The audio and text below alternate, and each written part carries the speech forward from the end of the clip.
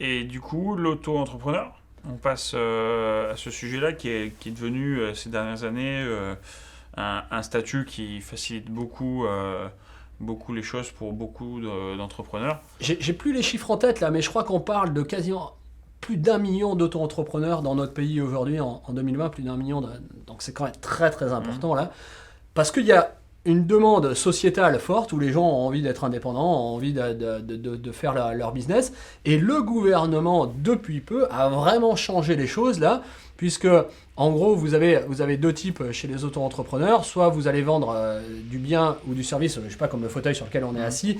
Et dans ces cas-là, vous avez une limite de chiffre d'affaires qui était avant de 80 000 euros et qui aujourd'hui vient de doubler, enfin depuis relativement peu de temps. Et pareil pour les services, c'était limité à 32 500 euros, je crois, ou 32 600 euros pour être exact.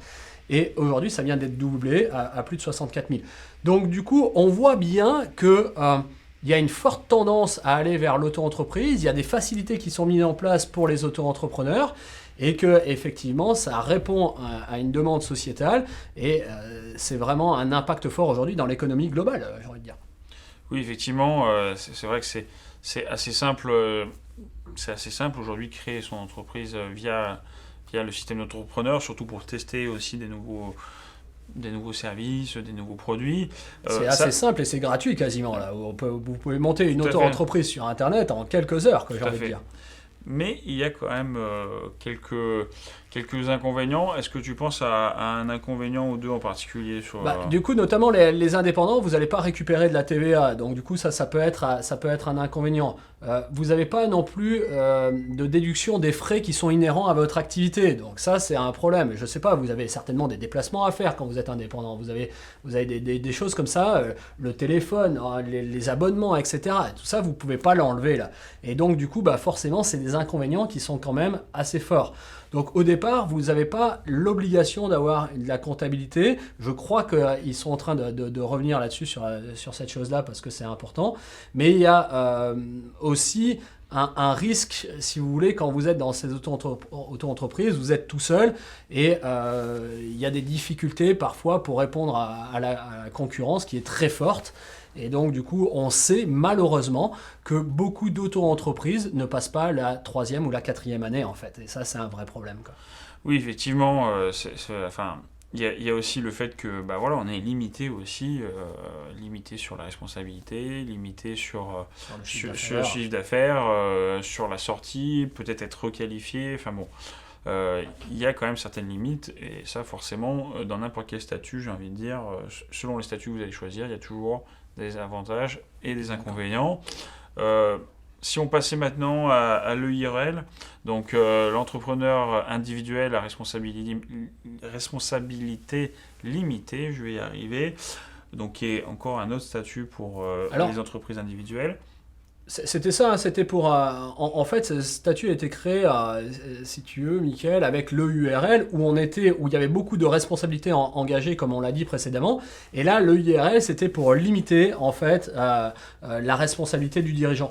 Mais vu qu'aujourd'hui, le statut auto-entrepreneur est tellement facilité, de mon point de vue et de ma connaissance, on a relativement peu de IRL en fait. C'est juste un peu plus compliqué au niveau juridique, au niveau statutaire, plutôt que l'auto-entreprise. Donc on le retrouve relativement peu aujourd'hui dans la création d'entreprises.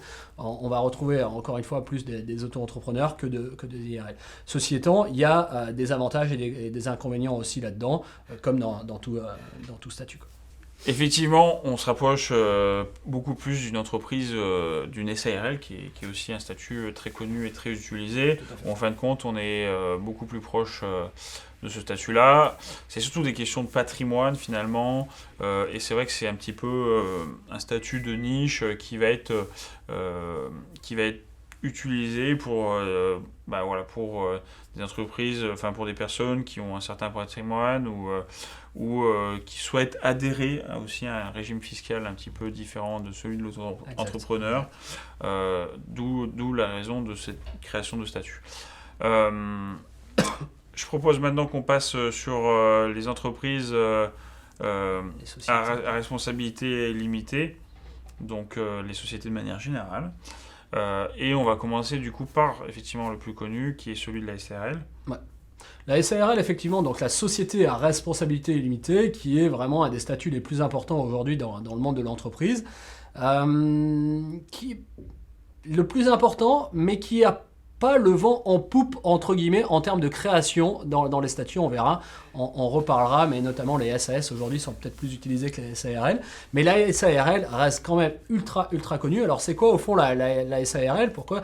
Donc c'est une activité commerciale, artisanale ou libérale, et du coup, l'idée c'est d'être au moins deux. Donc contrairement aux entreprises individuelles où vous étiez tout seul, là vous êtes au moins deux, et jusqu'à 100 salariés. Jusqu'à 100, pardonnez-moi, associés. Donc on est de 2 à 100 associés dans une SARL. Et vous avez un capital qui est librement fixé dans les statuts. C'est-à-dire vous pouvez avoir une SARL à 1000 euros avec un capital de 1000 euros, ou vous pouvez avoir une SARL avec un capital de 50 000 euros, mais dans l'absolu, vous allez partir sur un autre statut si vous avez un capital qui est trop haut. On verra pourquoi plus tard.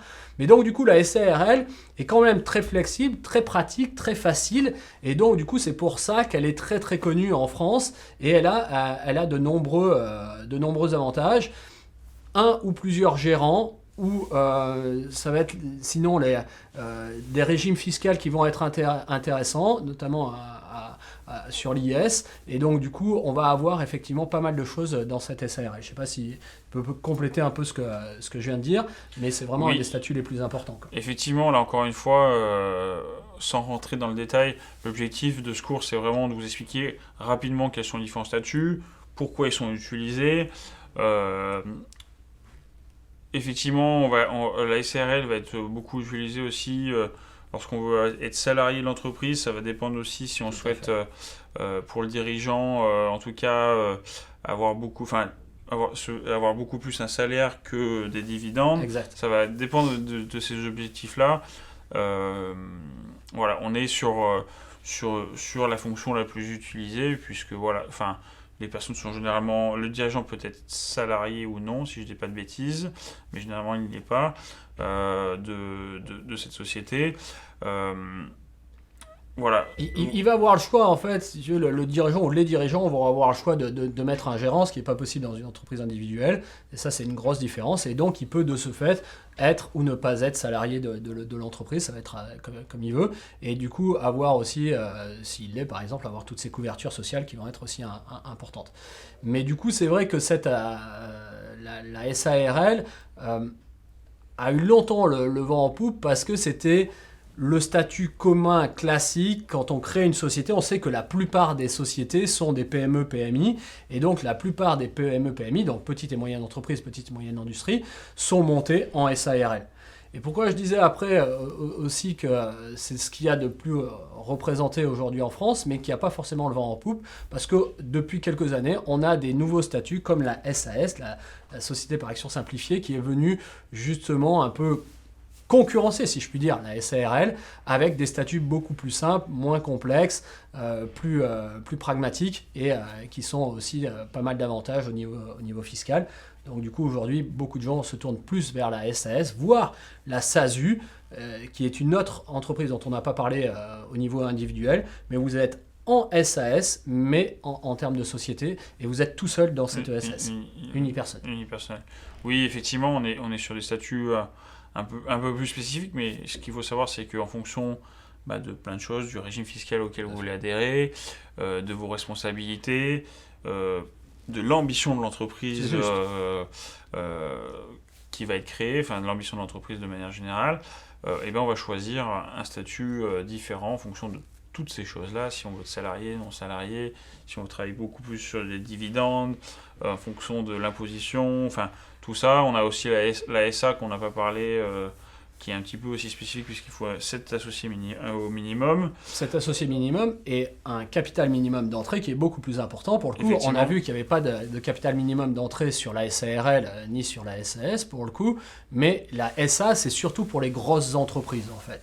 Donc comme je le disais, PME, PMI, la plupart du temps c'est SARL ou aujourd'hui SAS. Et pour les grosses entreprises, c'est des SA, donc à partir de 7 associés minimum, ça fait quand même du monde qui rentre là-dedans, et un capital minimum de 37 000 euros. Donc pour pouvoir créer la société, il faut avoir en capital au minimum 37 000 euros. Mais quand vous êtes 7 associés, dans l'absolu, ça ne pose pas de problème. Et en général, on a des capitaux qui sont bien plus grands que ça pour les SA. Oui, effectivement, un statut très particulier. On en a plein d'autres. On a la SCOP, on a aussi après derrière les associations, on a les SCI pour la partie immobilière. Enfin, voilà, il existe plusieurs statuts juridiques différents. On a cité les principaux que vous allez retrouver dans les entreprises, dans vos entreprises dans lesquelles vous allez travailler de manière générale, mais il en existe plusieurs. Ce que je propose, c'est qu'on passe à la suite et qu'on continue à parler de tout ça.